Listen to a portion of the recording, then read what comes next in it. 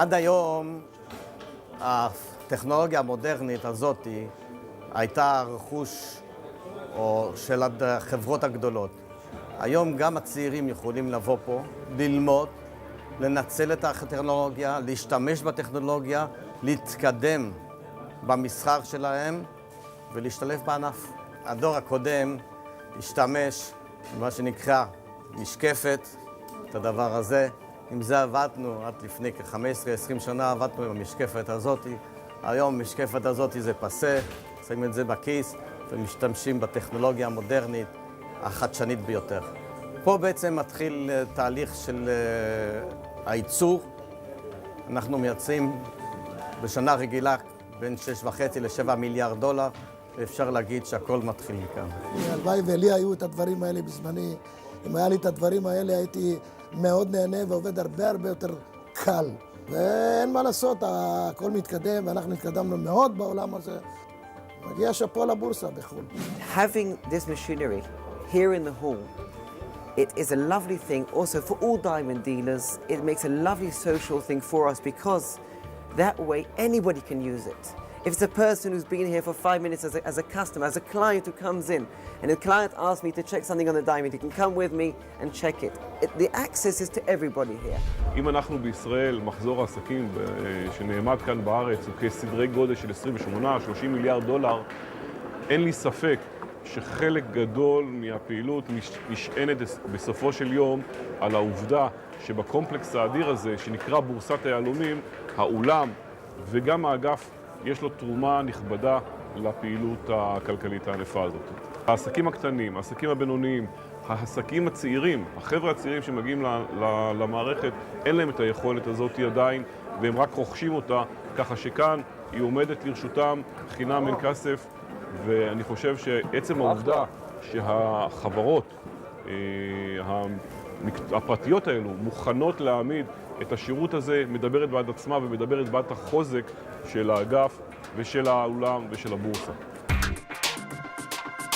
למעשה אנחנו בכך עונים על מאפשרים ללקוח לקבל גם אפשרות לדעת את הקלאריטי שלו, שזה הניקיון, התכלילים שבתוך היהלום. אנחנו יכולים גם לדעת את הצבע, שזה הקולור. אנחנו יכולים לדעת גם את הפרופורציות, שזה ה-cut grade, והדבר האחרון למעשה שנשאר זה המשקל. יש לנו מגוון של טכנולוגיות רב, שמאפשר לך מהרגע שאתה מוציא את האבן מהאדמה על ידי מכשיר נייד שהחברה פיתחה, מכשיר שאתה יכול לשאת איתך, ויש לך, אם המכשיר מגיע התוכנה של הגלם שמאפשרת לך לעשות אנליזה של האבן גלם ולדעת מה אתה תוכל לקבל, אתה יכול לדעת בדיוק את המחיר של האבן המלוטשת לפני שאתה קונה את האבן גלם, ואז לתת למעשה מחיר שלפיו אתה תייצר את האבן, שאתה תדע כמה אתה תקבל בסוף התהליך.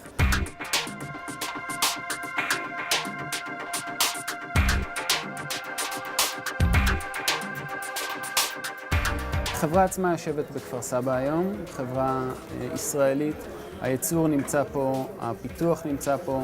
יש לנו כמה סוגי מערכות, אבל המערכת הבסיסית של סרין זה מערכת שבנויה על מצלמה ולייזר שבעצם מודדים את היהלום הגולמי, ומתכננים את האופציה ליהלום המלוטש בצורה שתניב הכי הרבה כסף. ברגע שאנחנו מזהים את כל הפגמים בתוך האבן, אפשר לתכנן אבן מלוטשת שתדע להתייחס לניקיון האבן.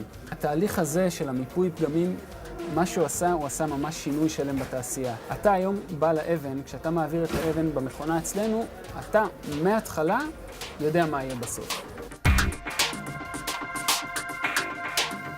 לפני כשנתיים או יותר אפילו, עלה רעיון יפה בבורסה של להקים אגף טכנולוגי באולם הגלם. גרמנו לכך שיש כאן תרומה של ציוד הייתי אומר, עשרות אלפי דולרים, אם לא קרוב אפילו ל$100,000, שזה ציוד של החל בדברים הקטנים כמו מכשירים לבדיקת פלורסנציה, עובר דרך פולריסקופ, דרך מכשיר פשוט ידני שמשמש לסימון אבנים, לניקוד האבן מה שנקרא, עובר דרך המאזניים האלקטרוניים, מיקרוסקופים, מנורות, כל זה ציוד שהוא ציוד ייעודי בעצם לענף היהלומים.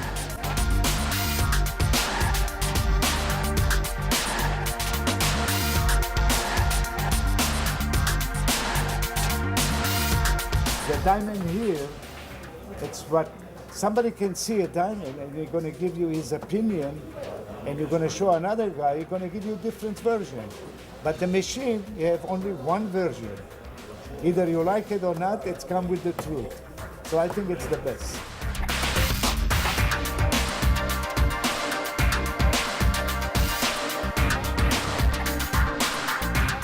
אני רוצה להדגיש שזה סך הכל ההזדמנויות שאנחנו נותנים לכל אחד אותו הזדמנות שזה יכול לבוא ולראות ולהתרשם ולקבל את העזרה הכי טובה גם בפינת גיאומולוגים וגם בפינת אנשי טכני ולנצל את האבן ולעמוד בתחרות עם כל העולם.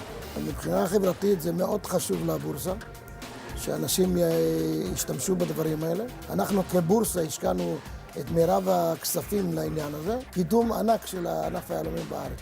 הקומפלקס הזה שהוא קומפלקס אדיר ממדים, 90,000 מטר רבוע של פעילות עסקים שוקקת. הלב שלו זה אולם הבורסה. הוא הבסיס, הוא התשתית, הוא היסוד של כל הקומפלקס.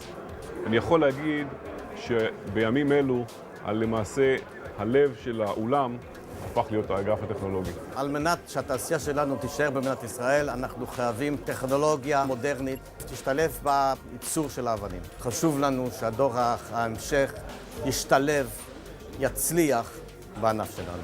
לא קיים דבר כזה באף מקום בעולם, ואנחנו בהחלט גאים במקום הזה.